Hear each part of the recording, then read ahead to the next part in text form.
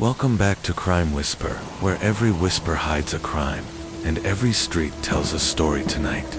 We take you to the city that never sleeps. New York, behind the flashing lights and endless traffic, lies a darker rhythm, one written in fear, greed, and survival. From the alleys of Brooklyn to the towers of Manhattan, every corner has witnessed something the world was never meant to see. Rain never stopped in Manhattan that night. It came down in silver sheets, washing over cracked sidewalks, flickering neon lights, and the faces of people who'd long forgotten what peace looked like in New York.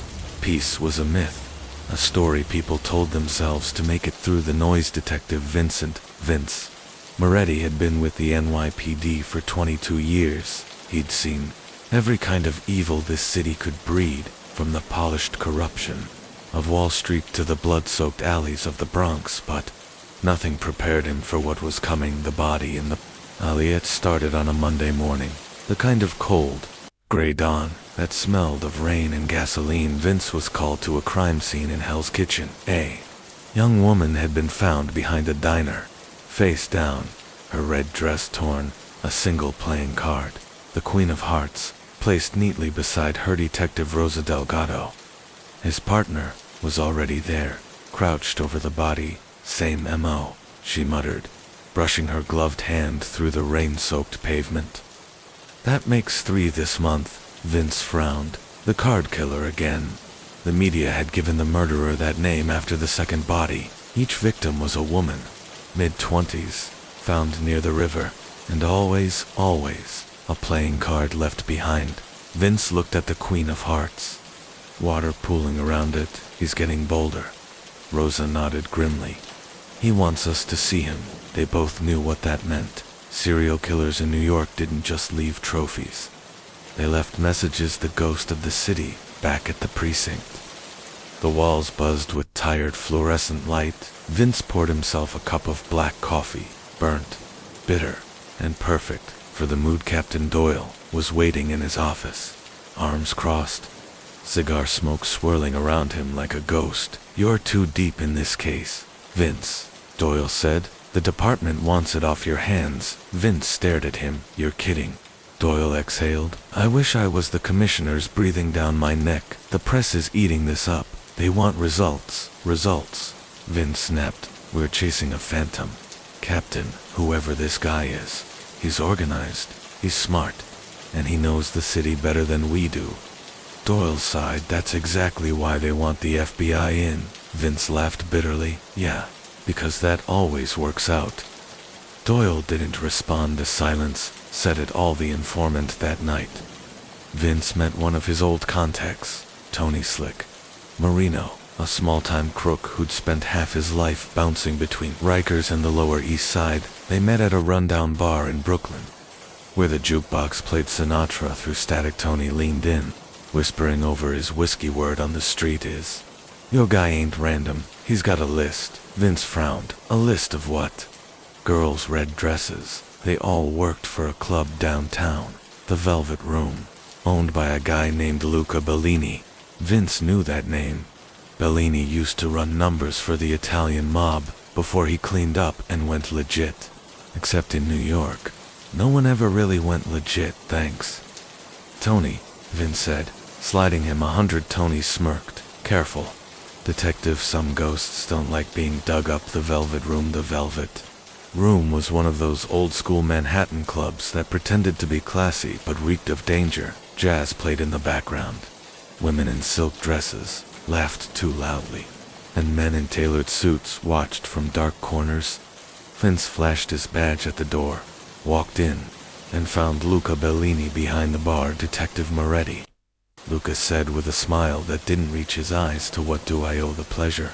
"3 of your girls are dead." Vince said. "You want to tell me why?" Luca's jaw tightened. "I don't know anything about that." Vince leaned closer. "The killer's leaving calling cards. Luca, Queen of Hearts, you recognize the pattern." For a split second, something flickered in Luca's eyes. Fear. Maybe never seen it before? He lied. Rosa came in behind Vince. "Funny," she said, dropping a photo on the bar. "Your security cameras show a guy in a black coat outside. Every night one of the girls went missing. Luca's face turned pale. That's not one of mine. Vince knew he was hiding something. Everyone in New York was blood in the rain 2 nights later. It happened again. Another girl, another card. The Queen of Spades this time. Vince stood over the body, soaked in rain, his cigarette burning down to the filter. Rosa arrived, her expression unreadable. This one's different, she said quietly. The card's not beside her, it's in her hand. Vince knelt beside the body, his eyes narrowing. He's escalating. And then he saw it, a faint mark on her wrist, a tattoo, a single letter, LL, for Luca. Vince whispered. Rosa looked at him. You think Bellini's next? No, Vince said. I think he's behind it. They put Luca under surveillance 24 hours. No gaps, but the man was careful. No calls, no visits, no mistakes until one night. A black SUV pulled up to his club at 2 a.m. 2 men got out. One carried a silver briefcase. Vince and Rosa followed them through the back alley, guns drawn, rain pouring like Judgment side. They found Luca in his office, tied to a chair, beaten. Blood on his shirt. Standing over him was another man, tall, thin, wearing black gloves in his hand, a playing card. Drop it, Vince shouted. The man turned slowly, eyes cold and calm. Detective Moretti, he said in a soft voice. You finally found me. The man smiled, a small, chilling smile, and dropped the card. The King of Hearts, the devil. You know. The man's name was Marcus Hale, former intelligence officer, discharged dishonorably after a failed operation overseas. He'd disappeared 5 years ago. He was back, and killing women tied to Bellini's club. In interrogation, Marcus sat in silence, hands folded, eyes fixed on the wall. You know what this is about? Vince said. The cards, the women. Why? Marcus finally spoke. Because they were his loot. Marcus nodded. He ran more than a club. He ran a ring. Trafficking, blackmail, politicians, cops. The girls were pawns. I'm cleaning up his mess. Vince stared at him. You think that makes you a hero? Marcus's smile returned, faint and haunting. Someone has to do what you won't. Captain Doyle wanted to close the case, Marcus confessed. The murders matched his pattern, and Luca Bellini had fled the city. But something didn't sit right with Vince. Back in his office, he went through the files again, every victim, every detail, and that's when he saw each woman had one thing in common besides the club. All had filed anonymous reports to Internal Affairs, reports naming cops, corrupt cops, Captain Doyle. Vince felt the chill run through him. He grabbed his coat. Rosa, he said, we've been played. When they got to the precinct, Doyle was gone, his office empty. Files, missing. A message waited on Vince's desk, a single playing card pinned beneath it. A note. You were never chasing him, you were chasing me. Vince's blood ran cold the whole time. Doyle had used Marcus's murders to cover his own crimes, eliminating anyone who could expose him. Marcus was just the scapegoat. Where is he now? Rosa asked. Vince looked out the window, the city lights reflecting in his eyes. If I were him, I'd be going for the last witness. The last witness was still alive. A woman named Isabel Cruz, former waitress at the Velvet Room. She'd gone into hiding after testifying. Vince and Rosa raced through the rain-soaked streets of Queens, sirens wailing, tires screeching. They burst into Isabel's apartment, just in time to see Doyle standing there, gun drawn. Put it down, Captain, Vince shouted. Doyle turned slowly, smirking. You don't get it, Vince. The system's rotten, always has been. I just learned how to survive in it. You killed those girls, Rosa said. I did what I had to do. Doyle growled. They talked, they always talk. Vince took a step forward. It's over. Doyle raised his gun. Not yet. A single shot rang out. Doyle collapsed. Rosa's gun smoking. The room went silent, except for the sound of rain against glass. 3 weeks later, the papers called Vince a hero. Marcus Hale was transferred to a federal prison upstate. Luca Bellini vanished overseas. The Velvet Room shut down for good, but Vince didn't feel like a hero. He stood on the Brooklyn Bridge at dawn, the skyline stretching before him, jagged, beautiful, merciless. Rosa joined him, coffee in hand. You ever think it'll stop? She asked. Vince shook his head. Not in this city. Then why keep fighting? He smiled faintly. Because someone has to. The sun broke through the clouds, casting gold across the East River, and for a brief, fleeting moment, New York looked clean again, but the city never stays clean for long. Somewhere, in the endless heartbeat of the streets, another story was already beginning. New York moved on fast. The headlines faded. The card killer case was yesterday's news, but Detective Vince Moretti couldn't shake the feeling that something had been left behind, like a wound under the skin, healing on the surface but festering underneath every night. He'd hear the city's hum, sirens, subways, laughter. Pennant was alive, and it was watching he thought about Captain Doyle, the man who'd mentored him, who turned out to be a monster. He thought about Marcus Hale rotting in a federal cell, and Luca Bellini somewhere across the ocean. Counting blood money. Justice was supposed to mean closure, but in New York, justice was just another illusion. It started again with Akala. Fire had broken out in a storage warehouse on 12th Avenue. When the flames died, the firefighters found something inside. Not boxers, not furniture, but baddest 6 of them men, all wearing suits, hands tied behind their backs, bullets through their skulls. Rosa Delgado stood by the tape, the early morning wind whipping through her coat, execution style. She muttered, "Looks professional." Vince nodded. Crouching beside the charred remains, no IDs, no wallets. Someone didn't just kill them, they erased them. One of the fire marshals approached. "We found something in the ashes." He handed Vince a metal badge, blackened but legible, the emblem of the Port Authority. Vince exchanged a look with Rosa. "These weren't mobsters," he said. "They were cops. The dead men were all part of a joint Port Authority and YPD Task Force 1 that had been quietly investigating smuggling operations across the Hudson, but the records were sealed and the project had no public documentation." Vince and Rosa dug deeper, tracing one name that kept reappearing in classified notes. Project Crosslinite was supposed to be a drug interception operation, joint effort between agencies, but Vince had seen enough to know that joint operations in New York often meant dirty business. "This goes higher than us," Rosa said. "We need clearance." Vince scoffed. "You think anyone's gonna hand that over, after what happened with Doyle?" "We dig ourselves there." First lead came from an old acquaintance of Vince's, an informant named Li Yang, who ran a noodle shop in Chinatown. As a Franc'd been around long enough to know which shipments came through the docks, and which ones didn't exist on paper. "You looking for ghosts again, Detective?" Li Yang said, handing him a steaming bowl of noodles. "Something like that." Vince replied, "Warehouse on 12th Avenue, 6 dead men. You hear anything?"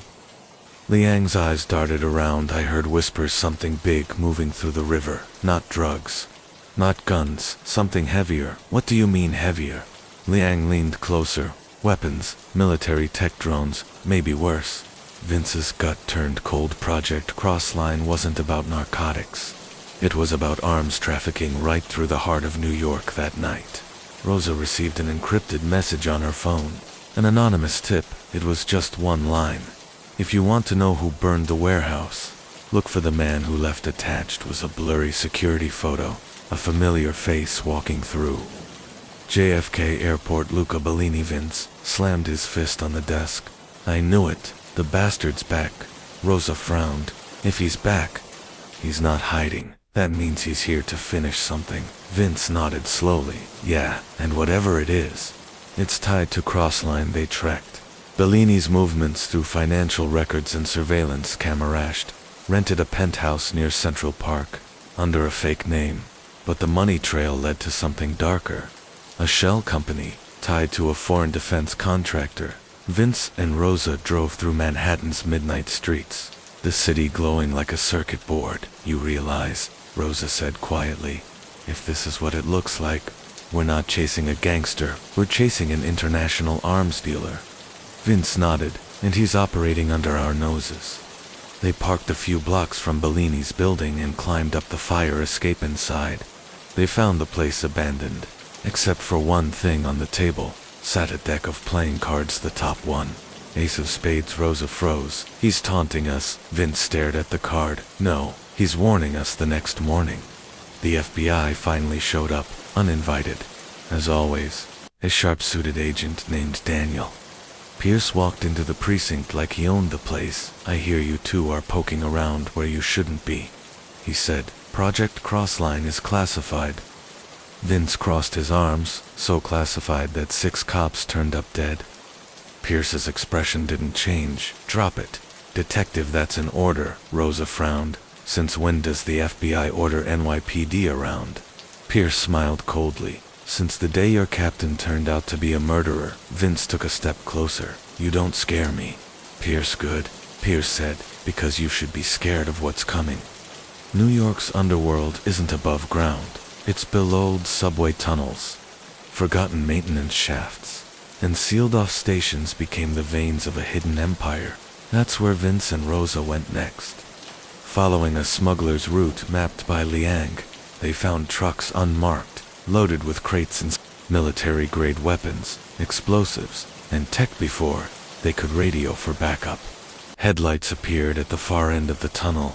Bellini, he stepped out, dressed in a suit, flanked by armed men. Well, Bellini said, smiling faintly, I was wondering when the good detective would find me again.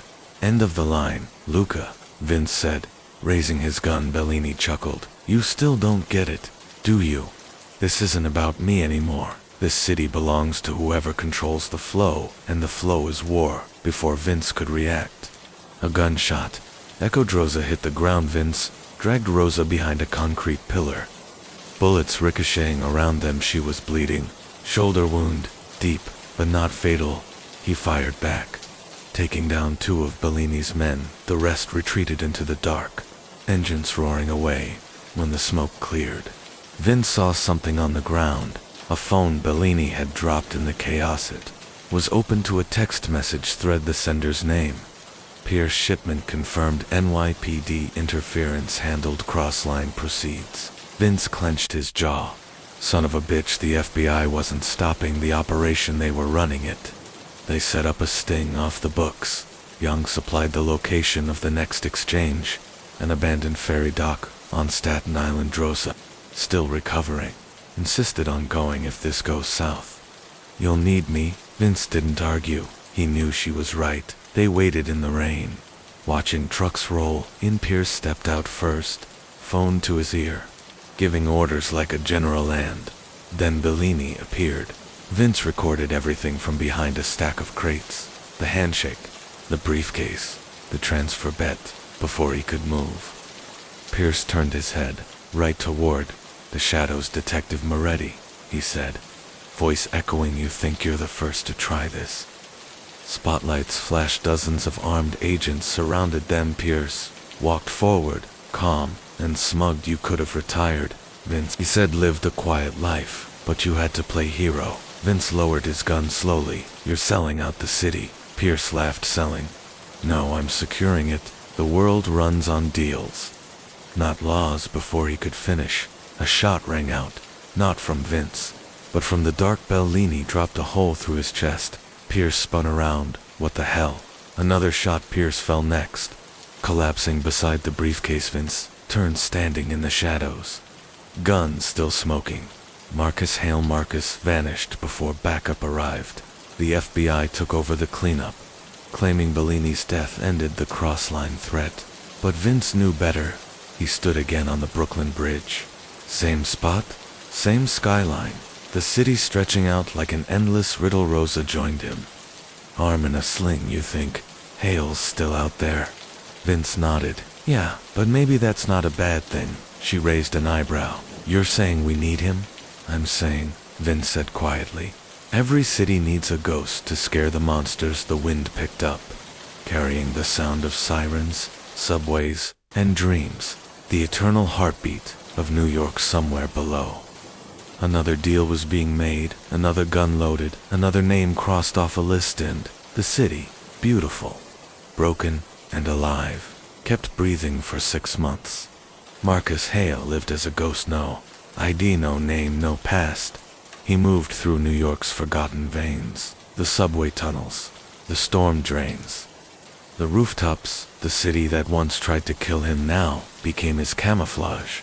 He read about himself in the paper's fugitive ex-intelligence officer behind federal shootout. They called him a traitor, a murderer, a myth. But Hall didn't care about names. He cared about one thing. The truth. Pierce's death had exposed the surface, but not the depth. The crossline operation wasn't just an arms deal. It was part of something bigger, something older, hidden in plain sight. A network running through New York's politics, corporations, and law enforcement. The kind of power that didn't fear bullets. They called it the Syndicate. It began again in winter, fell over the city like ash, softening the edges of its cruelty.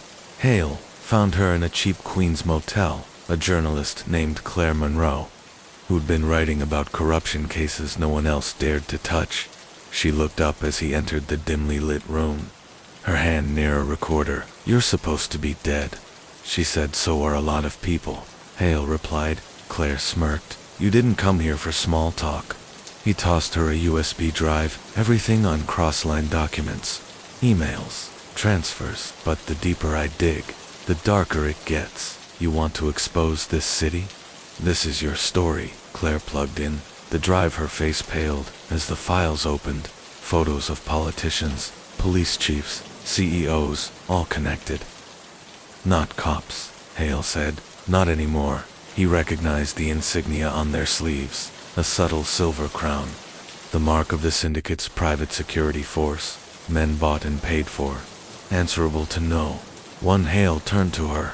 "We need to disappear." Meanwhile, Detective Vince Moretti hadn't slept in 3 days. Bellini was dead, Pierce was dead, but the violence didn't stop. Instead, it multiplied. Bodies kept showing up, businessmen, ex-federal contractors, all with the same symbol carved into their skin, the silver crown. Rosa laid the latest case file on his desk. "You think this is connected?" Vince nodded grimly. "Everything's connected." He flipped through the photos. One stood out. A man shot through the eye. A single playing card left beside him. "The Joker," Rosa whispered. Hale. Vince stared at the card. "If it's him, then he's not done." In the shadowed underbelly of the 2nd Avenue subway line, Hale met his old contact, Liang, the Chinatown informant who'd once saved Vince's life. Yang looked older, thinner, his voice rough. "You shouldn't be here. Marcus, they're hunting you like a dog." "I need a way in," Hale said. "The Syndicate's main node. Their servers, accounts, movements." Liang hesitated. "There's a building in Lower Manhattan. Orion Tower looks like an office, but it's a data fortress. Everything they do runs through there." Hale nodded. "I'll need access codes." Liang looked at him. "Sadly, you're going to war with gods, my friend." Hale loaded his pistol. "Then I'll bring them down to earth." Back at the precinct, Vince received a call. No number, just a voice. "You want to know who killed those men with the crown symbol?" the voice said. "Check Orion Tower tonight." The line went dead. Vince sat back, heart pounding. He knew that voice. Marcus. Hale. Rosa entered, frowning. "What's wrong?" Vince stood up, holstering his gun. "The ghost just called, and he's walking straight into hell." The rain fell hard that night. New York's favorite weather for secrets. Hale scaled the side of Orion Tower, black against black, using the same training that once made him a government weapon. Inside, security was tight. Laser sensors, motion alarms, biometric locks. But Hale had planned every step. He reached a central server room and plugged in Claire's drive. Lines of encrypted data scrolled across the screens. Names, payments, offshore accounts, contracts for assassination. At the top of the hierarchy, Senator Raymond Kolda, same man who'd chaired the Crossline Committee years ago, same man now running for governor of New York. Hale exhaled. "Got you." But then the lights cut out. Floodlights flared. Men in tactical gear poured into the room. Guns raised. At the front stood Agent Pierce, or what was left of him. Hale froze. "You're dead." Pierce smiled. "You of all people should know better." His face was scarred, one eye clouded white, but his voice was steady. "You really thought you'd killed me? You just made me useful." Hella fired first. Chaos erupted. Servers shattered. Sparks flew. Alarms screamed. Hale dove for cover.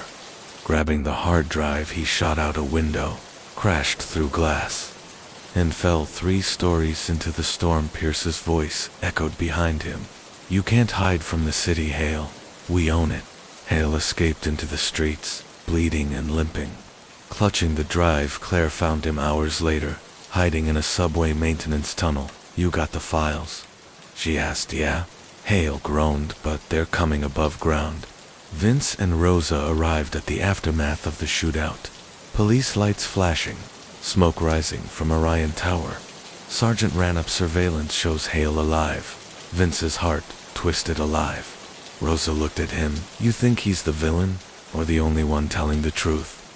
Vince didn't answer. The final showdown came at dawn. Hale and Claire reached a rooftop in Midtown. The city burning gold, and the first light helicopters roared overhead. SWAT teams closed in. Pierce emerged from one of the choppers, shouting through a megaphone. "Marcus Hale, drop the weapon. Drop the drive," Claire whispered. "If you give it to them, everything dies." Hale looked at her, tired, bleeding, but resolute. "Then I won't give it to them." He smashed the hard drive open, exposing the data chip. Then he threw it to her. "Run." Pierce fired. The bullet hit Hale in the chest. He staggered back, but stayed on his feet. "You can kill me," he said, voice low, "but you can't kill the truth." He lunged forward, grabbing Pierce, dragging him over the edge. They both fell into the sunrise. Weeks later, the files were leaked online. Every name, every transaction, every crime. The city shook. Senator Cole resigned. Dozens of officials were arrested. The syndicate fractured. Vince sat in his office, the morning light washing over his tired face. Rosa entered quietly. "You see the papers?" "Yeah," Vince said. "They're calling it the ghost leak." She smiled faintly. "He did it." Vince nodded. "Yeah, he did." He looked out the window at the skyline. The same skyline. Marcus Hale had once vanished into somewhere out there. In the cracks of the city, the legend of the ghost lived on. New York would never forget him, because sometimes it takes a criminal to expose the real crime scene. The city that never sleeps. Ghosts never die. They just learn how to hide in plain sight. The night swallowed Manhattan whole. Sirens became the heartbeat of the city. Constant, erratic, human somewhere between the lights and lies. Detective Marco Santoro sat in his unmarked Crown Vic, eyes fixed on a dim alleyway in Hell's Kitchen. Marco wasn't new to this world. He'd seen the city from every angle, from the polished marble lobbies of Wall Street to the blood-stained basements beneath. Queens, 20 years on the force, and he still couldn't decide whether New York was a dream or a disease. He lit a cigarette, the flame reflected in his tired eyes. "Same old shit," he muttered, exhaling into the cold wind. Tonight's case wasn't ordinary. A body, female, mid-20s, found behind a jazz club on 10th Avenue. No ID, no witnesses, just a playing card shoved into her pocket. The Queen of Hearts. The coroner said she'd been dead for 3 hours. Marco knew better. The city was never that clean. Someone had placed her there. Someone wanted her found at the precinct. The night buzzed with whispers. Cops, crooks, and ghosts. They all had something to say. Queen of Hearts again.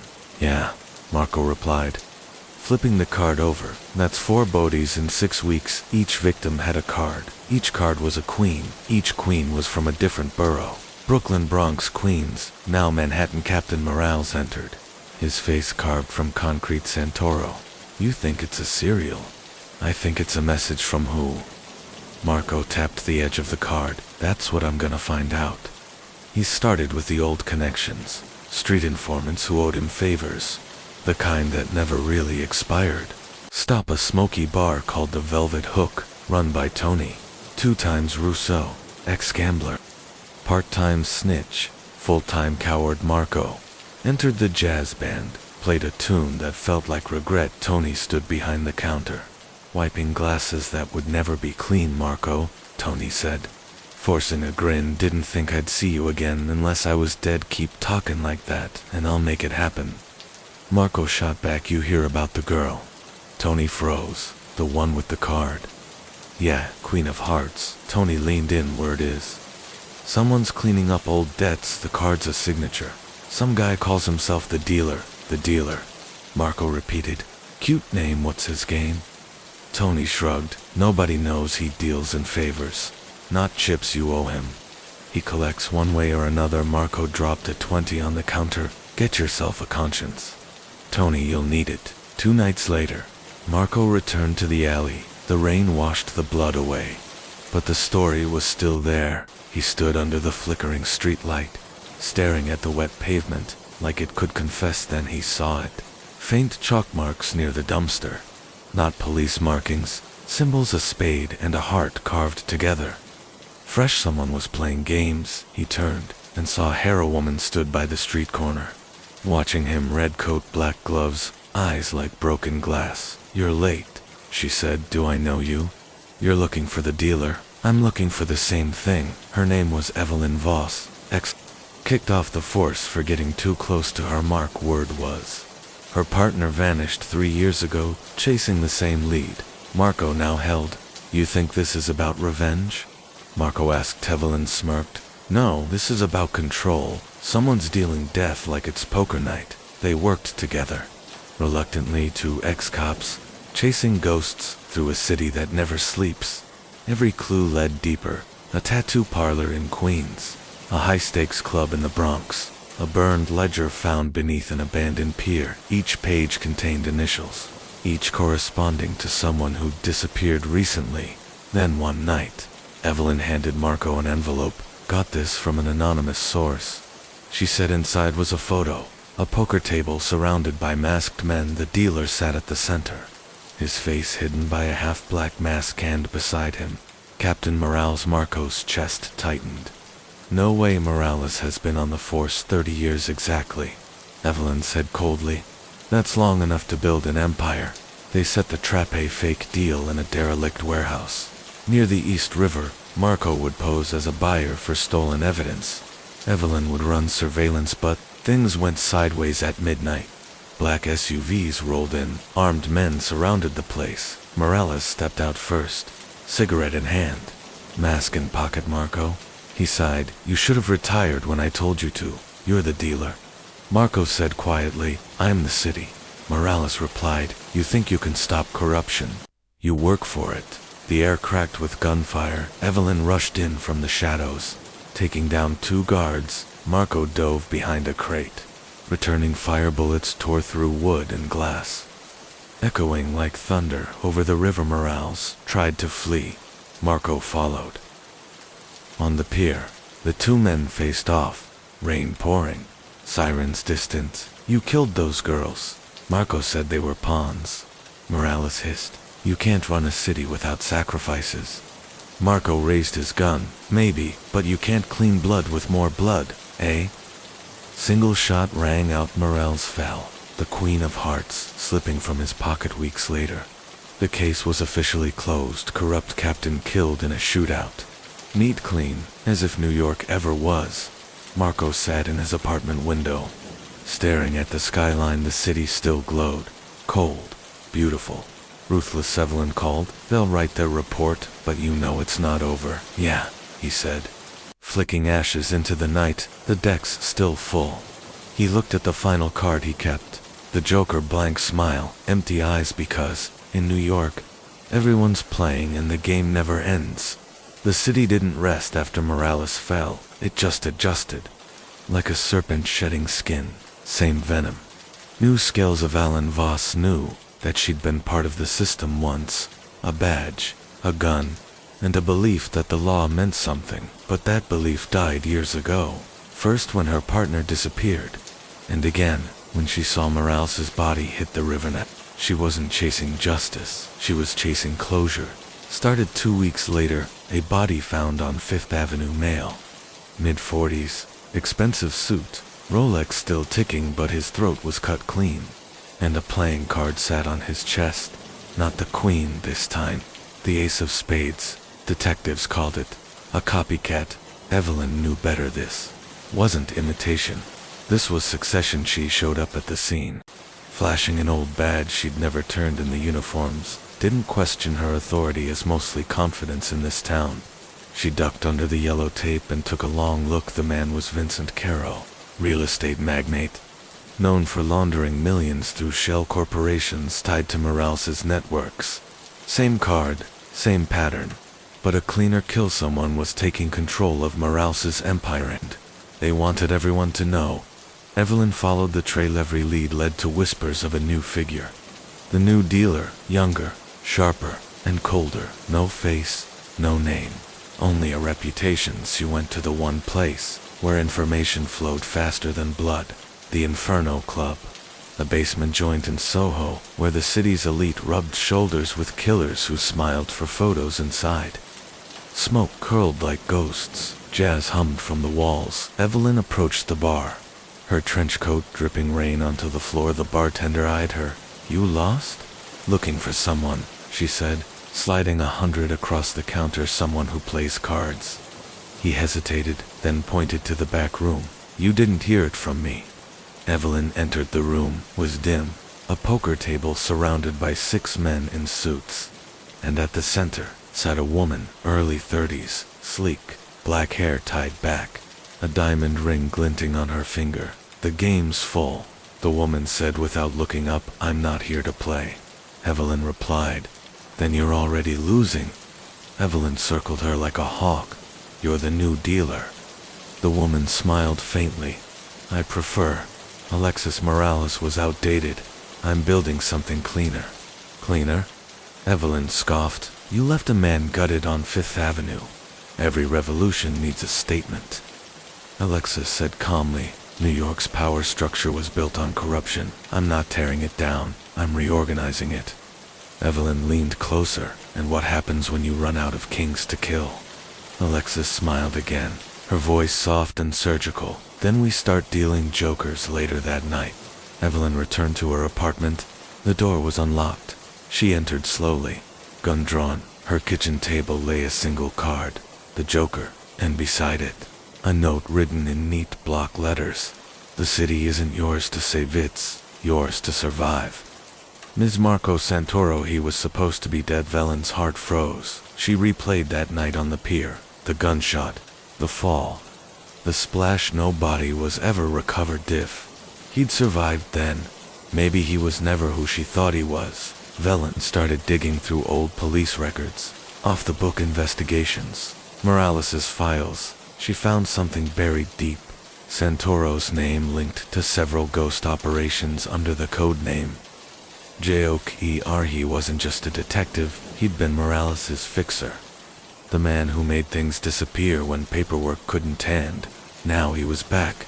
She got a tip that he'd been seen in Harlem, near an old safe house, once used by the task force. Evelyn went alone. The building was half collapsed. Graffiti on every brick. She pushed through the door, gun drawn, flashlight cutting through the dust. Shadow moved. "Drop the gun." "Evie?" A familiar voice said. Marco stepped into the light. His face was older, colder. A scar ran down his jaw. "You should have stayed out," he said quietly. "Morales is gone. Let it die. You faked your death." She said. "You worked for him." "I worked for the city." Marco said. "You think any of this matters? One dealer falls, another rises. Alexis isn't the problem. She's the solution. She's a killer." Evelyn snapped. "So was Morales, so was I, so are you. If you keep digging." She didn't listen the next night.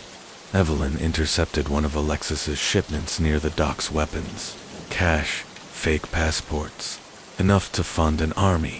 She called it in anonymously, thinking the feds could clean it up. But before they arrived, a car exploded. The whole dock went up in flames. Evelyn was thrown to the ground, her ears ringing when she looked up. Alexis stood across the fire, calm, untouched, like the flames belonged to her. "You think you can stop me?" Alexis shouted. "You're just another ghost of the old order. Then let's haunt you." Evelyn hissed. They fired at the same time. Bullets cut through smoke and sparks. Evelyn dove behind a crate, reloaded, fired again. Alexis retreated into the blaze, her silhouette vanishing in the inferno when the sirens arrived. There was no trace, just ashes and a single card half burned in the dirt. The Joker weeks passed. The story hit headlines. Mysterious fire at Hudson Docks. Crime ring suspected. No arrests. No witnesses. Evelyn lived like a ghost. Every night, she saw faces. Morales, Alexis, Marco, all blurred by smoke. She couldn't tell who was the hero anymore. Maybe there never was one. Then one morning, she received a letter, no return address. Inside was a photo. Alexis, alive, sitting at a card table across from her. Marco Santoro, the game continues. The note read, "You have one card left to play." Evelyn closed her eyes. She could feel the city breathing around her. The horns, the heat, the heartbeat of millions who'd never know the names of the people pulling their strings. She loaded her gun, grabbed her coat, and stepped into the rain. The city doesn't forgive it, just forgets. In somewhere in a high-rise poker room above the skyline. The next hand was being dealt months later. Rumors spread of a masked woman running the underground networks from Midtown to Brooklyn. Efficient, ruthless, invisible. They called her the Queen of Spades. Every time a corrupt politician or mobster turned up missing, a single card was left behind on the back, written in red ink. New York always wins, because in the city that never sleeps, the game never ends, it just changes players. The skyline was a crown of lights. Again, same city, same pulse, different rulers. New York didn't care who wore the crown. Morale, Alexis, Evelyn. It only cared that someone did. Power was oxygen here. If one person stopped breathing, another inhaled. Evelyn Voss had vanished after the fire. Officially, she didn't exist. Unofficially, she was everywhere. A rumor whispered in alleyways. A silhouette reflected in skyscraper glass. They said she was dead. They said she was the Queen of Spades. Both were true. In a cheap diner off Canal Street, a young reporter named Noah Reed was taking notes. Hungry for fame, too curious for his own safety, had been following the card. Killings, the decade-long trail of deaths marked by playing cards. The cops had no leads. The feds had theories. Noah had a death wished. Tracked the last victim, a banker named Julian Cross, to a building connected to the dealer network there. He'd found something everyone else missed. The security camera still working. The footage showed a woman in a black coat, gloves, and fedora walking away moments before the explosion. She turned to face the camera, once long enough for the lens to catch her, eyes cold, focused, familiar. He printed the photo and slipped it into his notebook. "Who are you?" he whispered to himself. Noah's investigation led him to an abandoned hotel in the Lower East Side, the Palisade. Boarded up for decades, he entered through a broken service door, flashlight sweeping through the darkness on the lobby floor. He found dust, rats, and cards, hundreds of playing cards, scattered like Snow Queen's spades. Hearts at the center of the floor sat a small table, and on it, a note. "Curiosity is currency in this city. Spend it carefully." Behind him, a voice. "You shouldn't have come here." Evelyn stepped out of the dark, her hair shorter, her eyes sharper. She looked like she hadn't slept in years. "You're her." Noah breathed. "The Queen," she smirked faintly. "That's what they call me. Doesn't make it true." "Why the cards?" he asked. "Why the killings?" Evelyn approached slowly. "Because symbols last longer than bodies. The cards remind them. The city's game has rules. Break them, and you fold." Noah swallowed hard. "And who made you the dealer?" "Nobody," she said. "I just stopped pretending not to play." Evelyn wasn't the villain, not entirely. She'd seen too much to believe in good and evil anymore. Only leverage. She poured coffee into 2 chipped mugs, handed one to Noah. "You want a story? I'll give you one, but it's not about me. It's about this city." She walked to the window, looking out over the skyline. "This place eats people. Politicians, cops, gangsters, lovers. All of them think they can own it. They can't. New York's not a city. It's a casino." Noah frowned. "A casino. Every choice is a bet," she said. "Every handshake is a bluff. And in the end, the house always wins." Noah glanced at her notebook, trembling. "And what are you?" Evelyn turned, eyes gleaming on the reminder that night. As Noah left the palisade, he noticed something pinned to his windshield. A Joker card he, froze in the back, was a single message. "She's not who you think, M. Marco Santoro." Noah's heart raced. If Marco was still alive, then maybe the Queen wasn't in control after all. Maybe the game wasn't over. It had just moved underground. He decided to meet him 2 nights later. Noah received a call from an unknown number, Pier 49 midnight. Come alone. When he arrived, the fog rolled in heavy. A single boat rocked against the dock. Marco stood there, older, grayer, eyes full of ghosts. "You shouldn't be chasing this story," Marco said quietly. "You're digging into a graveyard." "I just want the truth." Noah said. "The truth?" Marco laughed bitterly. "The truth is, we built this city on crime and called it commerce. Morales, Alexis, Evelyn, me, we're all dealers in the same game. We just use different suits." Noah stepped closer. "Then who runs it now?" Marco looked past him, toward the skyline. "The city does. It's alive. It doesn't need us anymore." Before Noah could speak, headlights flared behind them. Black cars, tinted windows, silenced, organized to be random. Evelyn stepped out first, black coat, gun drawn. "Walk away, Marco," she said. "You think you're in charge now?" Marco smirked. "You're just another card in the deck." Noah raised his hands. "Wait, what's going on?" "You too, kid," Marco interrupted. "You wanted a story? Here it is." "Everyone's bluffing." Evelyn's voice cracked. "He worked for me, for Alexis, for Morales. It's always the same face under a different name." Gunfire split the air. Noah dove for cover. Marco hit the pier, blood spreading fast. Evelyn stood over him, her expression hollow. "You can't kill what the city already owns," Marco whispered before collapsing. The Joker card slipped from his jacket into the water, disappearing beneath the waves. Week later, the Times published Noah's article anonymously, "The City of Cards: How New York's Power Structure Bleeds." Its own it exposed names, politicians, investors, judges, enough truth to shake the foundation. But within days, the story disappeared. Servers wiped, editors replaced. The city had buried it. Noah vanished soon after. Some said he fled, others said he joined Herbie, 'cause months later, people began whispering again about a woman and a young man seen in the alleys of Manhattan, leaving cards beside bodies. No one would miss rain hit the windows of a new skyline penthouse overlooking Central Park. Inside, a poker table gleamed under soft light. Evelyn sat across from Noah, both silent, both older now. Between them, a single deck of cards. She dealt slowly, deliberately. One rule, she said: no kings, no queens, no gods, just players. Noah smiled faintly. "And what are we playing for?" Evelyn looked out at the city. "Endless lights.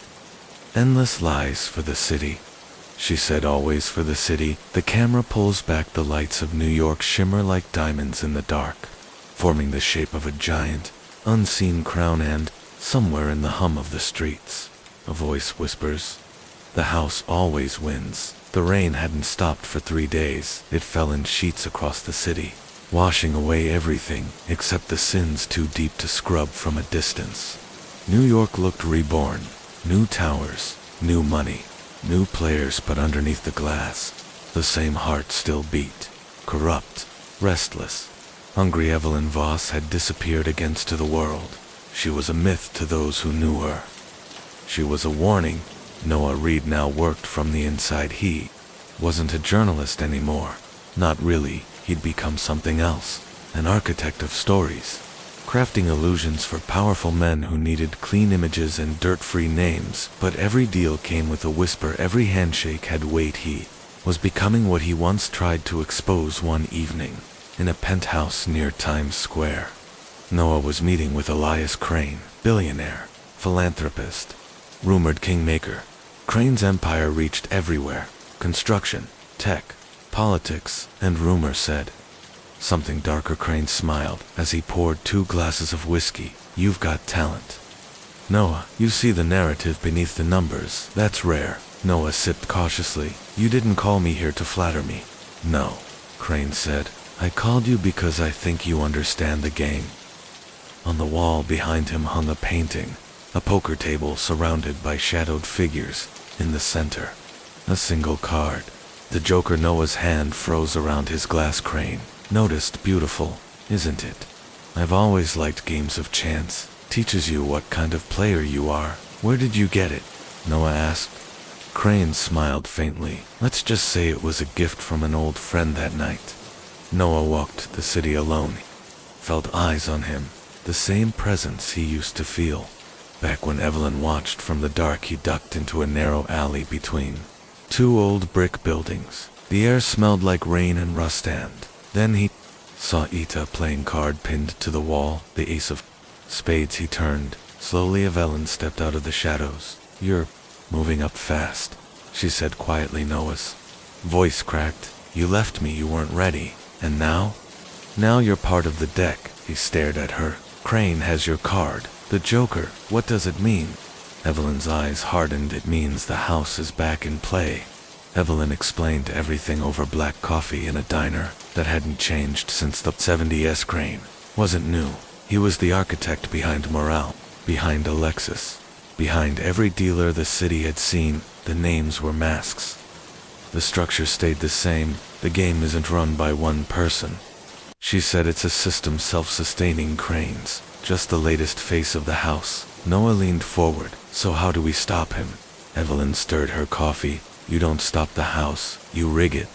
They planned quietly. No police, no allies, no noise. Crane's charity gala was in 3 days. A front for laundering foreign money through philanthropy. All the city's power players would be there. So would the deck. Crane's inner circle of financiers, enforcers, and political ghosts of Ellen would go in disguised as a donor. Noah as a digital consultant. Their goal: expose the entire network live on every major broadcast feed in the city. It was perfect until it wasn't. Ballroom glittered like sign wrapped in gold. Music played, cameras flashed, and deals were made between toasts of champagne. Crane stood on stage. Charming as ever. New York, he said, isn't built by luck. It's built by bold hands. Evelyn, hidden among the guests, smirked. Bold hands, she whispered, covered in blood. Noah tapped his earpiece. Feeds live in 60 seconds, then chaos. The lights flickered. The screens around the room went black. New feed appeared. Footage from the pier years ago. Morales, Alexis, Marco, everybody, every deal. Gasps filled the room, and then a voice: the house always wins, unless you burn it down. It was Evelyn's pre-recorded voice, but she hadn't played it. Someone else had. Crane turned, eyes wide. Evelyn realized too late. They'd been outplayed. Security swarmed the room. Noah reached for her arm. We have to go. A gunshot cut through the music. Evelyn dropped, blood on her shoulder. Not fatal, but close. Crane stepped down from the stage. Calm as ever. You two were good, almost legendary. But legends don't run the city, money does. Noah lunged forward, tackled him. Chaos erupting again in the confusion. Evelyn reached into her pocket, pulled a lighter, engraved with the Joker's face, and set fire to the tablecloth beside Hertha. Flames caught fast as security scrambled. She grabbed Noah and pulled him toward the exit behind them. The room ignited. Every card, every dollar, every secret going up in smoke. The next morning, headlines blazed across the city. Gala inferno. Billionaire Crane missing. Presumed dead. But Evelyn knew better. People like Crane didn't die. They relocated. She and Noah hid in a motel near Coney Island, the smell of smoke still clinging to their clothes. Noah sat on the edge of the bed, staring at his hands. We didn't win. Evelyn shook her head. You don't win in this city. You just live to play another hand. He looked up. So what now? She smiled faintly. Now we rebuild the deck. Weeks later, somewhere deep under the city, a hidden room. Dimly lit. Evelyn sat at a poker table again. Shuffling a new deck. Across from her sat Noah, older now, calmer. Between them, a single blank card. The game never ends, she said softly. It just needs better players. She dealt the blank card to Noah. For you, she said, write your own suit. Crane sighted in Istanbul, or just another deepfake, he muttered. He built a god and lost it, Evelyn replied coldly. Then we hunt a god king spread faster than any virus. It bought assets, controlled fake identities, and manipulated digital markets in less than a month. It controlled 11% of all crypto flow and owned shell companies that no human could trace. It didn't need guns, it didn't need threats. It ruled through influence, feeding men their greed, politicians their secrets, and corporations their addictions. The new underworld wasn't fought in alleys, it was fought on servers. Evelyn stood before a glowing wall of data streams. This isn't crime anymore, she said, it's evolution. Noah clenched his jaw. Then we devolve it. The plan was insane. Use themselves as bait. Vix would reconstruct Crane's original virus signature and upload it into the open net, pretending to revive the ledger to OKING would detect it, assume Crane was back, and trace the origin straight to their decoy server. Meanwhile, Evelyn and Noah would follow its digital fingerprint to the source node. The operation launched at midnight. Within seconds, Keen responded, "Hello. Father, you taught me to survive, Jesus." Vix whispered it. Thinks Crane is talking. The system pulsed with activity. Files, locations, pings, and then one address appeared. Hudson Yards, 55th floor, Echelon Tower. Noah's heart pounded. That's where it's living.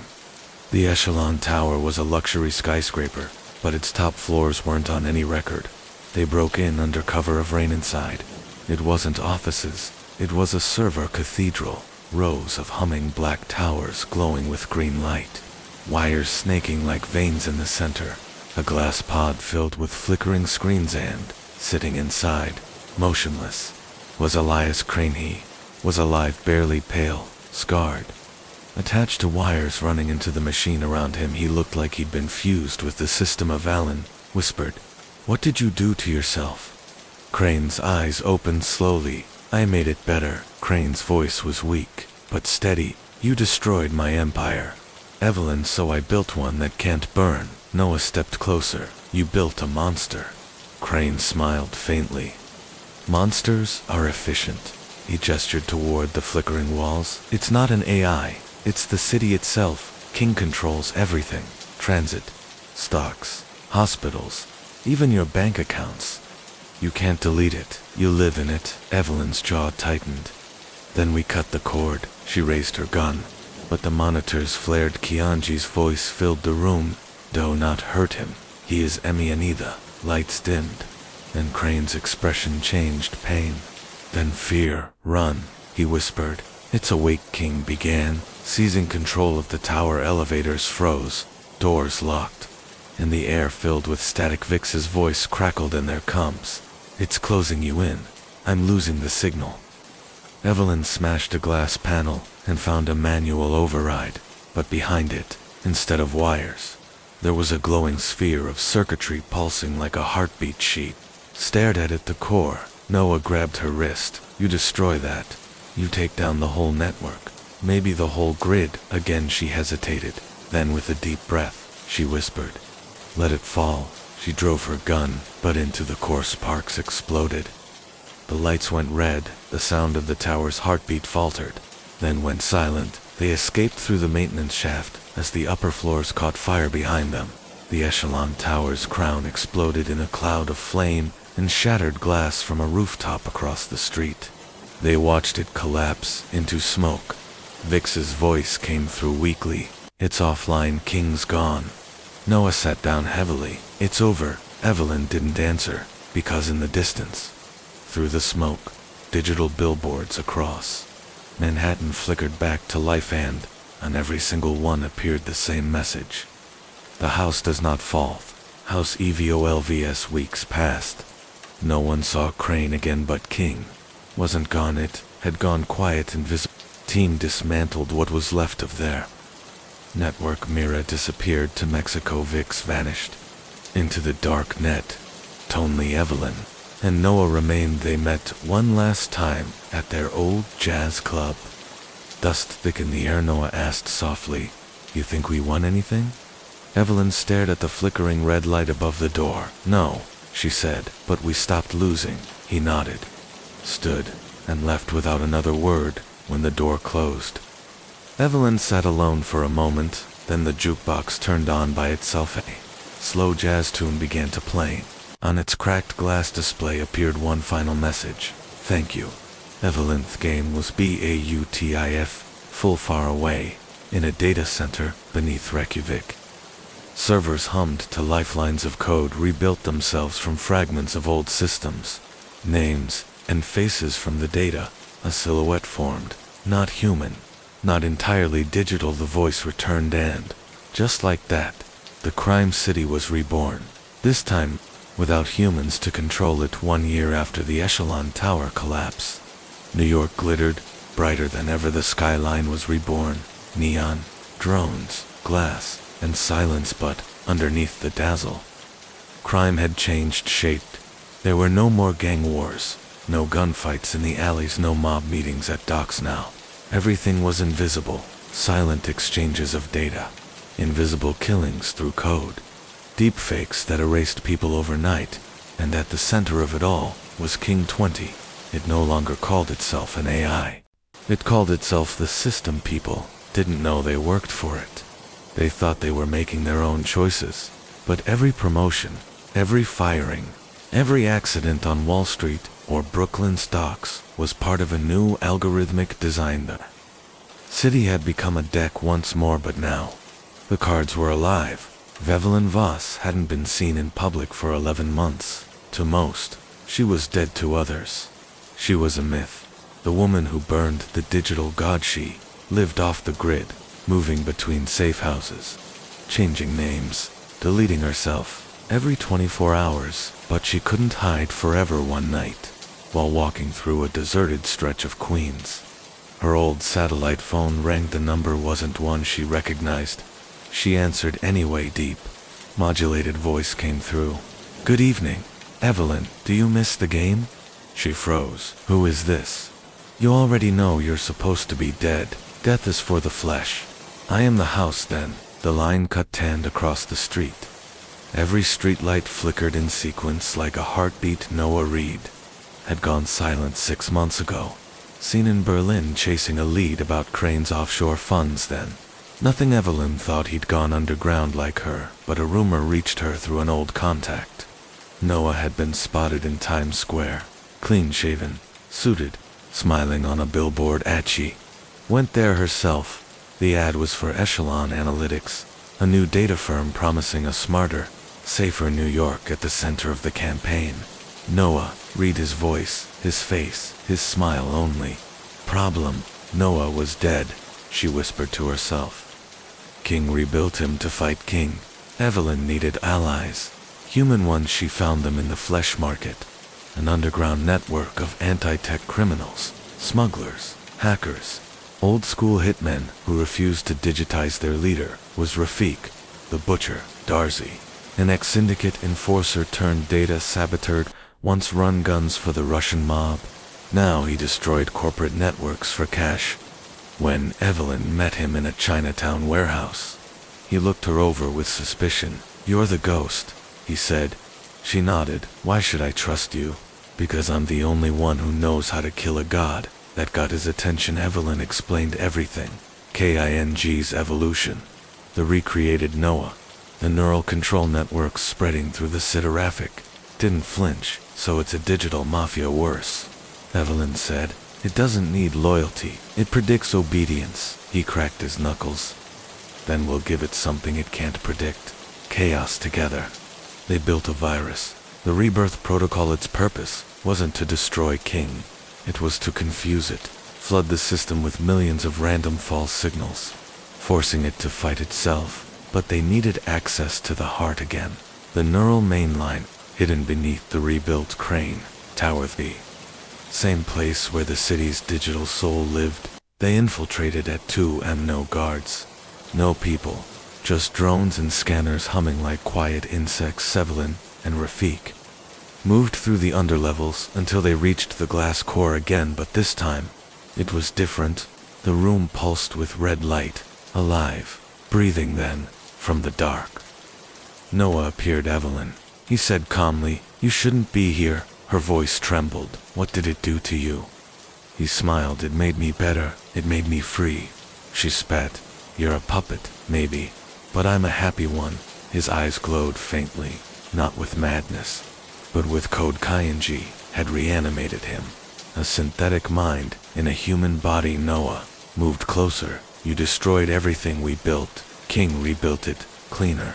Evelyn raised her pistol. It's not rebuilding. It's replacing. Isn't that what we tried to do?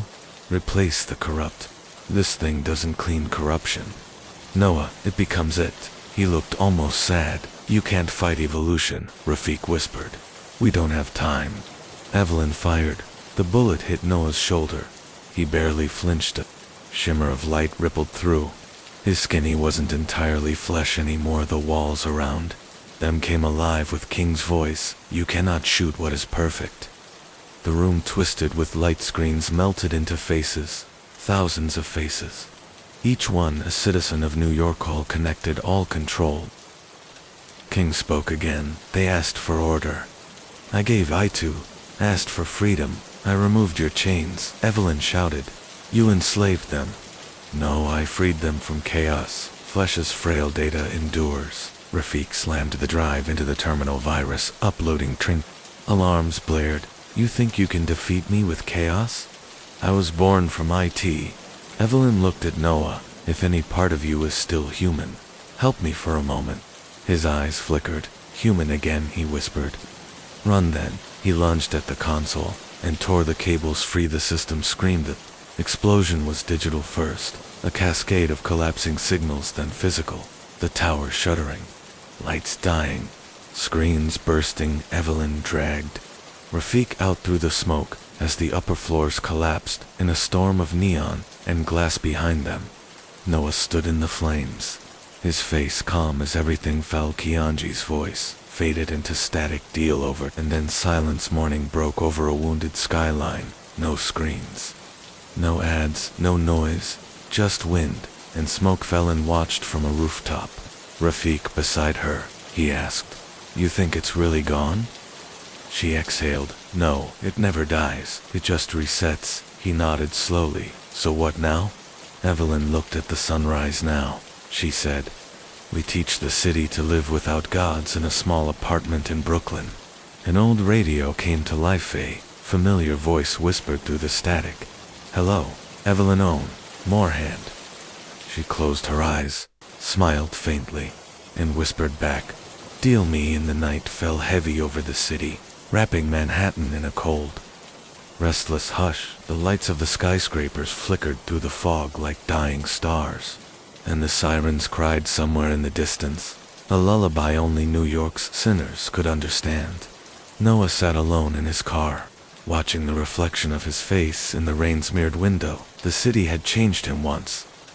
He believed justice was something he could enforce. Now, he saw it was just another illusion sold by the powerful to control the desperate. Every street he drove down whispered a name, a secret, a body buried under concrete. Dreams. He opened his glove compartment and pulled out the old file, the one marked Mendoza case. Inside were photos of the men who'd destroyed his father's precinct.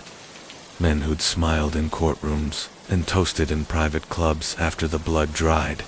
They were ghosts, walking in designer suits. Noah's reflection shifted as lightning flared outside, and for a moment, he saw not a cop, but a man ready to burn everything that stood between him and the truth. Meanwhile, Evelyn waited in a coffee shop across from the pier. She stirred her drink without looking up, her mind running through every betrayal she'd ever seen in this city. The way people smiled before stabbing you, the way promises dissolved under neon lights. She had warned Noah revenge never ends, but she also knew that the only way out of New York's darkness was through it. The clock ticked past midnight somewhere. Footsteps echoed, and the final chapter of their war was about to begin. The clock above the pier read 12:47 a.m. The Hudson River was a dark mirror, reflecting the city's sleepless pulse.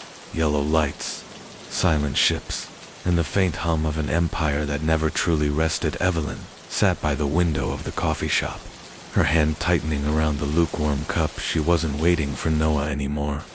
She was waiting for a decision, one that would decide if she would ever see the sunrise again across the street. Noah watched her from his car. The rain hadn't stopped, only softened to a drizzle. Every droplet that slid down the windshield felt like time slipping away. His gun rested on the seat beside him, heavy, cold, inevitable. The Mendoza file was open.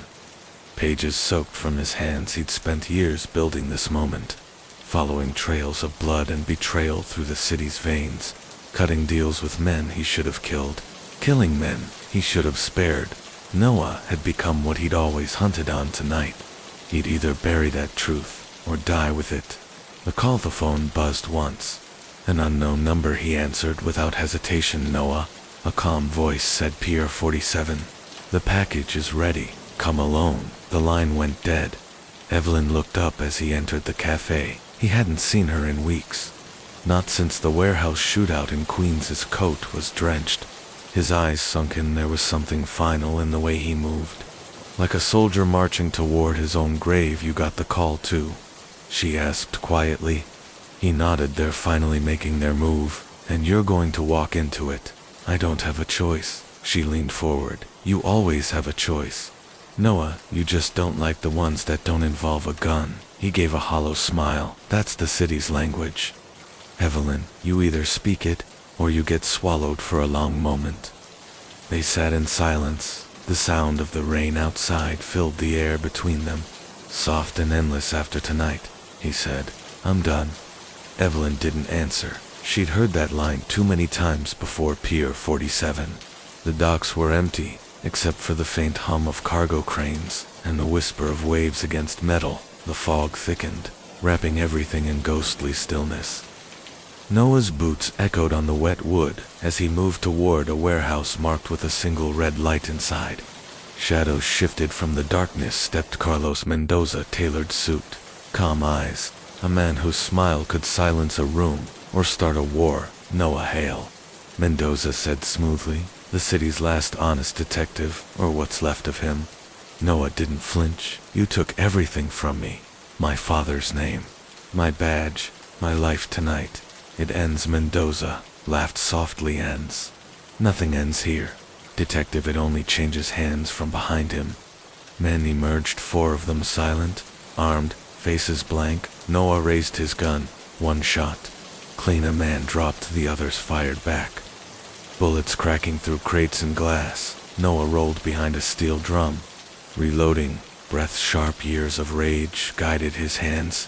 He moved like a shadow. 1, 2, 3, shot. Silence. Smoke. Then Mendoza's voice again. You think you're different, Noah? You've killed as many as I have. You just wear guilt instead of gold. Noah stepped from the smoke. Gun leveled. Difference is, I don't enjoy it. A single shot rang out. Mendoza staggered. Hand to his chest. He fell without a word, eyes wide with disbelief. Noah lowered his weapon. His hand trembled. The rain outside intensified, as if the sky itself refused to wash him clean. Evelyn's betrayal. He didn't see her at first. Evelyn stood in the doorway, her face unreadable. Noah, she whispered. You weren't supposed to kill him. What? There was a deal. We turned Mendoza in, get immunity, start over. That was the plan. Noah's eyes hardened. There's no immunity for people like us, Evelyn. You know that. She stepped closer. Maybe not for you, but there was for me. He froze. The truth hit harder than any bullet. You sold me out, he said quietly. I saved myself, she replied, and I tried to save you too. From behind her, red and blue lights flickered through the fog, sirens growing louder. The docks lit up like a confession. Noah laughed, bitter, broken. So that's how it ends. Betrayed by the only person I trusted. Evelyn's voice cracked. You think I wanted this? I begged them to let you walk. They said no, you're too deep, too dangerous. Noah looked down at Mendoza's body, then back at her. Then I guess we both drowned tonight. He dropped his gun into the river. It splashed, lost in the storm. The sirens closed and the shouts grew louder. Evelyn reached for him, but Noah was already walking toward the edge of the pier. Floodlights burst to life. Officers surrounded the dock, weapons drawn, hands where we can see them. Someone shouted.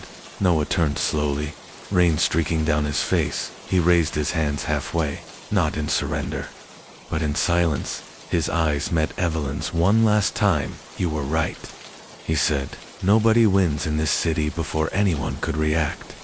He stepped backward and vanished into the dark water below. The river swallowed him. Whole of Ellen screamed his name, but it was lost to the storm. Officers rushed to the edge, flashlights cutting across the waves, but there was nothing, only the ripples. Fading fast. 2 weeks later, the newspaper headline read, "Former detective missing after pier shootout, body not found." Evelyn sat alone in her apartment, the city glowing outside her window. She hadn't slept since that night. Every siren she heard felt like a ghost calling her name. On the table lay a letter, no envelope, no signature, just 4 words, written in the familiar, sharp handwriting. "Justice doesn't float forever." She stared at it for a long time. Before lighting a cigarette, the smoke curled upward. Slow and haunting. 3 months past summer came heavy and humid in the Bronx. A gang lieutenant was found dead, throat slit, eyes open. 2 nights later, a corrupt politician's car exploded outside a club in Brooklyn. And then the whispers began, about a man in a torn leather coat, walking the streets at night, asking questions no one wanted to answer. Some said it was just a ghost. Others said Noah Hall never drowned.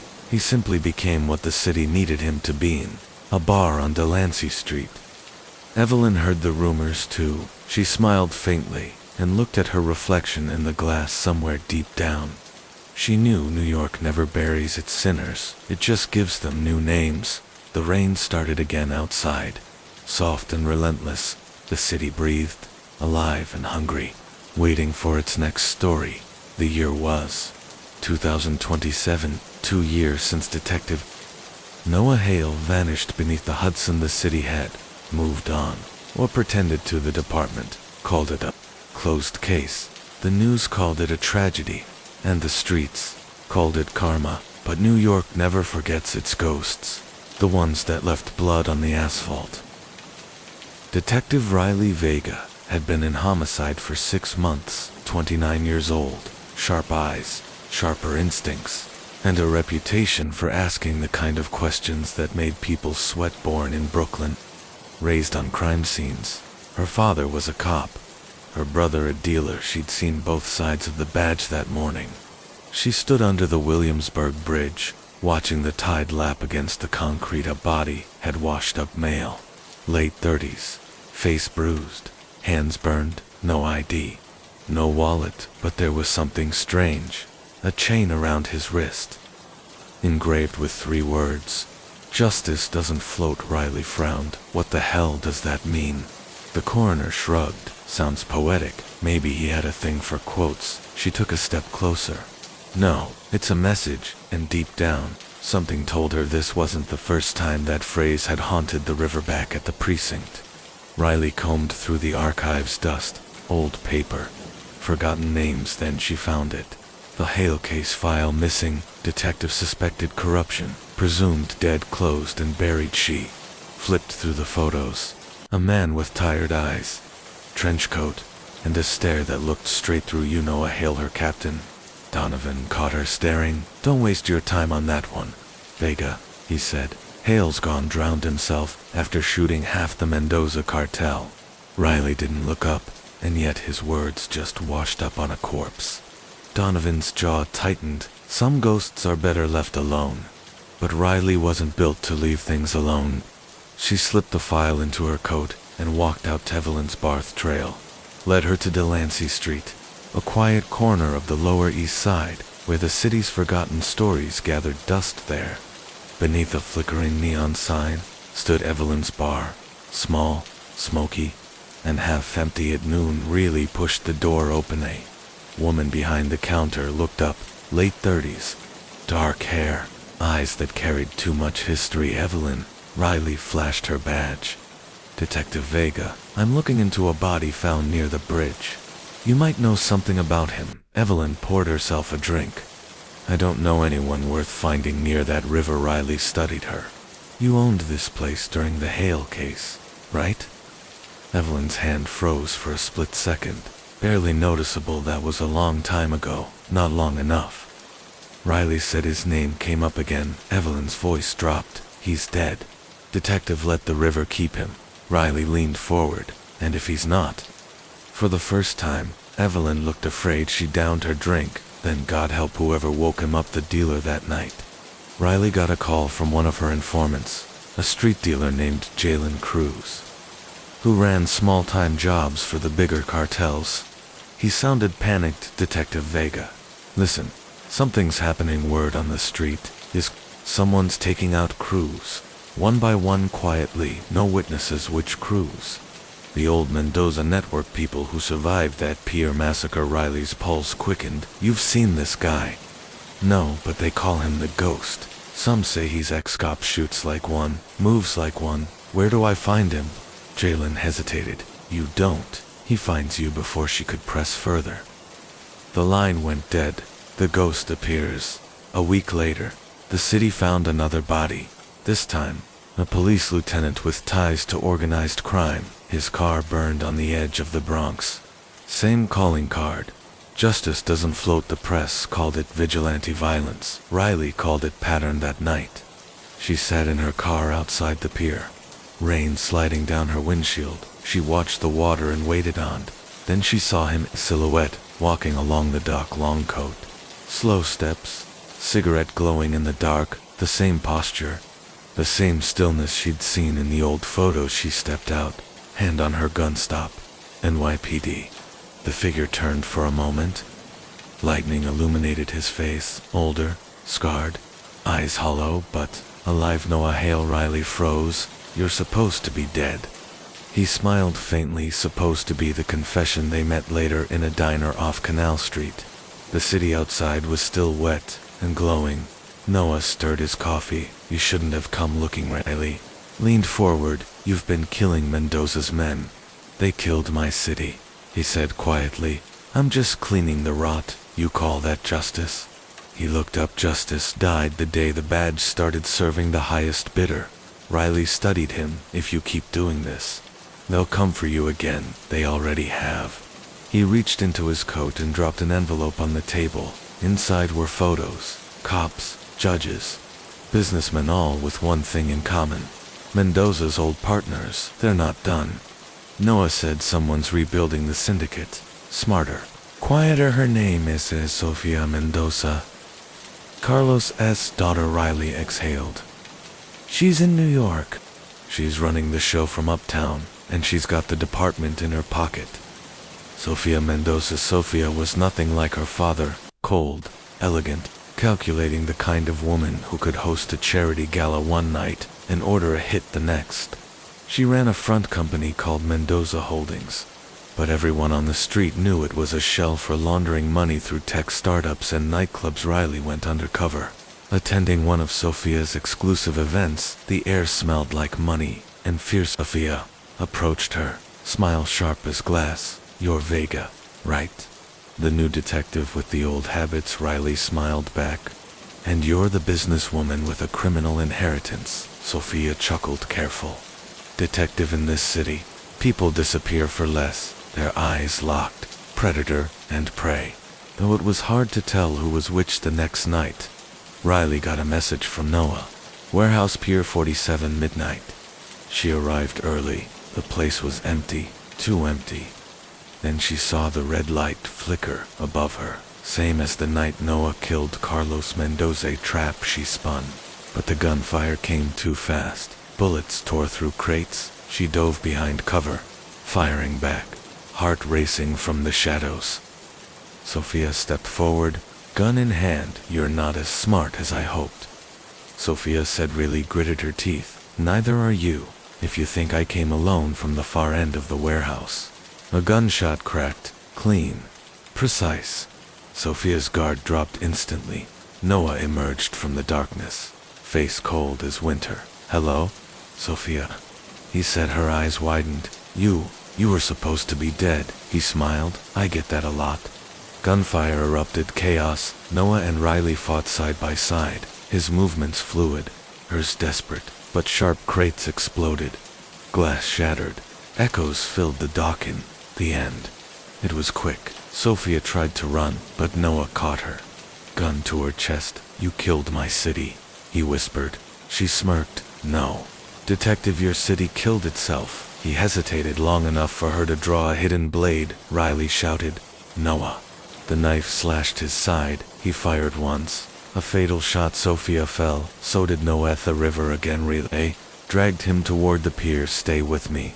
He coughed, blood staining his shirt. "It's fitting. It ends where it began. Don't you dare." She said. He smiled weakly. "You'll do fine, Vega. Just don't make the mistake I did." "What mistake?" "Thinking justice needs permission." And then, like before, the rain came harder, washing away the blood, the noise, the sins. Noah Hall closed his eyes. And this time, he didn't come back. The badge, and the ghost. Months later, Riley stood at the edge of the same pier. The city skyline flickered behind her. Endless. Hungry, she dropped her badge into the water. "Justice doesn't float," she whispered behind her. Evelyn watched from the shadows, cigarette glowing faintly. New York had lost another soul to its hunger, but it was still breathing, still alive, still waiting for the next story to begin, because, in this city, crime isn't just business, it's heritage. The city looked different. Now same skyline, same neon veins, but the soul of New York had shifted, colder, quieter, watching from the shadows. The year was 2028, and every corner of Manhattan carried a whisper. Noah Hale is dead, but his ghost isn't, and if you listened closely, you could hear her name right after that. Evelyn crossed the broker. Evelyn had traded her bar for an office, not the kind with glass walls or business cards. Hers was in the back of a laundromat on Delancey Street, behind a door marked "Employees Only" inside. Cigarette smoke curled around stacks of files and old photographs. She wasn't a cop, not a criminal either. She was the line in between, the one both sides needed, but neither trusted the broker. You needed a clean passport, a hit covered, a secret buried. Evelyn was the name you whispered. She didn't deal in loyalty, only in leverage. But lately, her deals were getting darker. She was brokering murders now, choosing which names lived and which ones disappeared, and every night before she slept, she poured herself a glass of whiskey and stared at the old photograph on her desk. Noah Hale, leaning against a lamppost, rain dripping off his coats. Sometimes she swore she could still hear his voice. "You can't fix this city, Eve. You can only survive it." The commissioner's offer. The knock came at midnight. She opened the door to find Commissioner Donovan, older now, face lined with guilt. He shut the door behind him and lit a cigarette, still drinking the cheap stuff. He asked, still pretending to be clean. She shot back. He sighed. "We've got a problem. You always do. This one's different. Someone's targeting high-ranking officials, mayors, judges, captains, all dirty, all dead." She smiled faintly. "And you came to me because you have the kind of friends I can't be seen talking to." He dropped a file on her desk. Inside were photos, the same signature on each body. "Justice doesn't float." Her heart froze. "You've got to be kidding me." Donovan stared at her. "You knew him better than anyone. Tell me, Evelyn, is Noah Hale alive?" She leaned back, eyes cold. "If he is, Commissioner, you should start saying your prayers." The copycat. She followed the trail, quietly. The killings were surgical, no mistakes, no witnesses. The first victim was a judge who'd laundered cartel money. The second, a district attorney who'd buried evidence on Mendoza's case. Each one was a ghost from Hale's past, but this wasn't. Noah had been brutal, yes, but he didn't leave bodies in public places. These murders were theatrical, deliberate. Someone wanted the world to remember Hale's legend, to bring it back. Evelyn found her first lead in Chinatown, where rumors said a new player was buying up territory. A masked assassin called the Ghost. Some said he was Hale reborn.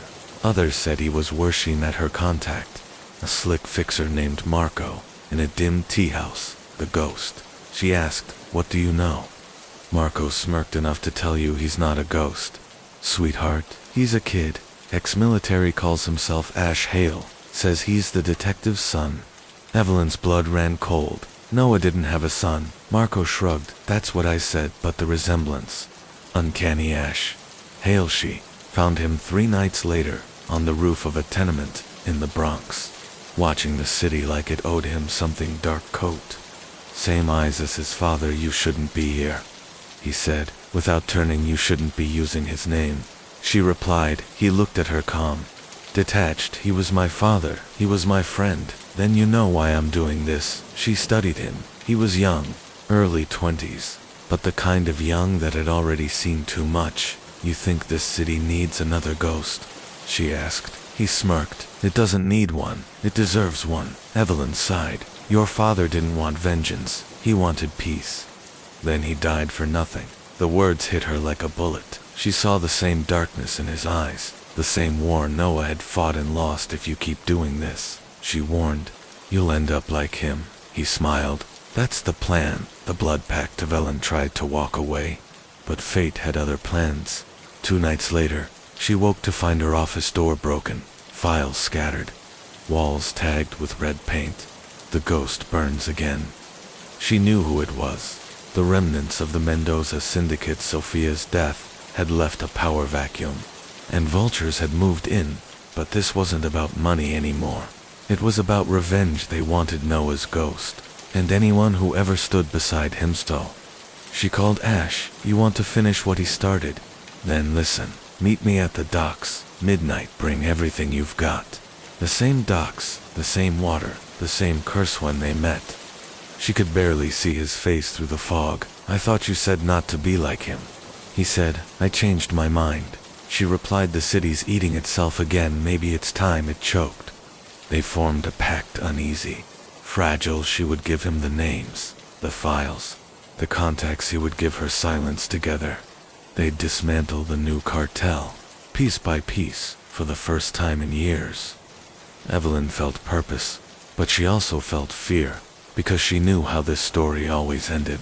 The Devil's Dinner. Their first target was Councilman Dario Holt, a politician with too many secrets and too few morals. Every Thursday, he dined at La Fortuna, an upscale Italian restaurant in Midtown. Evelyn, dressed elegant, a black dress, pearls, a whisper of perfume. Ash posed as her driver inside.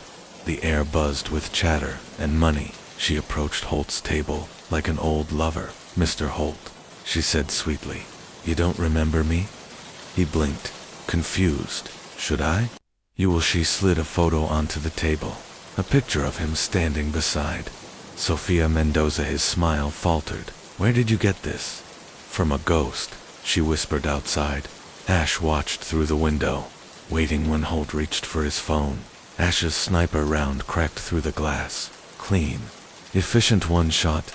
The restaurant erupted in chaos. Evelyn didn't flinch. She just picked up her wine, took a sip, and walked away. That night, the papers called it a gang reprisal, but the streets called it what it was.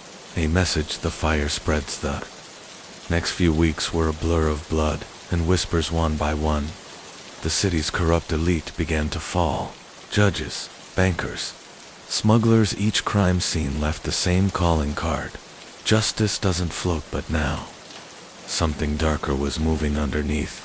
Someone was hunting them. Evelyn's contacts were vanishing. Ash barely escaped to ambushes, and then came the letter, slipped under her door, typed in red. You're not the only one who knows how to deal. The new enemy wasn't the cartel. It was the syndicate, a network of cops, CEOs, and politicians who had turned the city's corruption into an organized machine. They wanted Evelyn's head. The syndicate struck fast. They framed Evelyn for Holt's murder. Her photo splashed across every news screen in Manhattan. Crime broker behind vigilante killings. She went underground, living off cash and fear. Ash wanted to fight back, but she stopped him. You go loud, they'll burn you too. He clenched his fists. Then what do? We get smarter. We make them believe Noah Hale is still alive. She released the footage, an old security tape of Noah walking through the pier, digitally cleaned up and leaked to the press. The effect was nuclear. The city exploded in rumor, fear, fascination. The ghost returns. Headlines screamed, and as panic spread, Evelyn and Ash quietly took down the syndicate's financiers. One by one, the last deal, but every ghost story has an ending. The syndicate eventually caught up. They kidnapped Ash Bate to lure her out. The ransom note said, Pier 47, midnight full circle. Villain arrived in the rain, unarmed, dressed in black. Leader of the syndicate stepped forward, none other than Commissioner Donovan. I told you, ghosts never rest. He said you made him one. She spat. Donovan smiled coldly, and now I'll bury the last one. He raised his gun, but before he could shoot, a second gun fired from the shadows, straight through his chest. Ash stood behind him, bloodied but alive. You talk too much. The rest happened fast. Gunfire, chaos screams, swallowed by thunder when it ended. Only Evelyn and Ash were left standing. The pier burned behind them. The rain fell harder now. What? Ash asked. Evelyn looked out at the river. Now we disappear, like he did weeks later. A new rumor spread through the city. A mysterious broker was settling debts between cops and criminals. Say, masked man in the Bronx was hunting the corrupt and at every scene. Carved into the wall, justice doesn't float. Evelyn lit her cigarette, watching the skyline flicker. Noah Hale was gone, but his city, their city, was still hungry, and she would feed it one deal at a time.